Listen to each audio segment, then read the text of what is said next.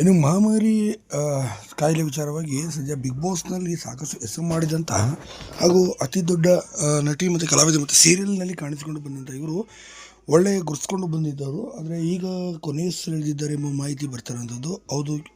Cancer ಎಂಬ ಮಹಾಮಾರಿ ಕಾಯಿಲೆಗೆ ಬಲಿಯಾಗಿ ಕೊನೆಯುಸಿರೆಳೆದಿದ್ದಾರೆ ಎಂಬ ಮಾಹಿತಿ ಬಂದಿರುವಂಥದ್ದು. ಇನ್ನು ಬಿಗ್ ಬಾಸ್ ಸೀಸನ್ 2ರಲ್ಲಿ ಇವರು ಕಾಣಿಸಿಕೊಂಡಿದ್ದರು. ಇನ್ನು ಸುಮಾರು 70 ದಿನಗಳ ಕಾಲ ಅಲ್ಲೂ ಕೂಡ ಸರ್ವೆ ಮಾಡಿದ್ರು. ಬೇರೆ ಯಾರೋ ಅಲ್ಲ, ಕನ್ನಡದ ಅಪ್ಪಟ ಅಭಿಮಾನ್ಯವನ್ನು ಹೊಂದಿದಂಥ ಅಪರ್ಣ ಅವರು. ಇಂದಿಗೂ ಕೂಡ ಮೆಟ್ರೋದಲ್ಲಿ ಇವರದೇ ಧ್ವನಿಯನ್ನು ನೀವು ಕೇಳಿರ್ತೀರಿ ಮತ್ತು ಕೇಳ್ತಿದ್ದೀರಿ ಕೂಡ ಅಂತಲೇ ಹೇಳ್ಬೋದು. ಸತತವಾಗಿ 3 ವರ್ಷಗಳಿಂದಲೂ ಕೂಡ ಇವರು ಕಂಪ್ಲೀಟಾಗಿ ಹೋರಾಟವನ್ನು ಮಾಡಿದ್ರು ಆ ಕ್ಯಾನ್ಸರ್ ಎಂಬ ಮಹಾಮಾರಿ ಜೊತೆ. ಕೊನೆಯೂ ಕೂಡ ಅದರಲ್ಲಿ ಸೋತಿ ವಿಫಲರಾದರು.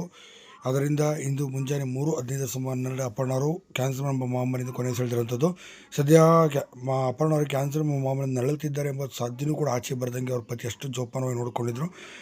ಆದರೆ ಅಪರ್ಣ ಅವರು 2-3 ವರ್ಷದ ಎಲ್ಲೂ ಕೂಡ ಕಾಣಿಸ್ಕೊಳ್ತಿಲ್ಲ. ಮಜಾ ಟಾಕೀಸ್ನಲ್ಲಿ ಕೂಡ ವರಲಕ್ಷ್ಮಿ ಎಂಬ ಪಾತ್ರದ ಮೂಲಕ ಸಾಕಷ್ಟು ಜನಮನ್ನಣೆ ಗಳಿಸಿ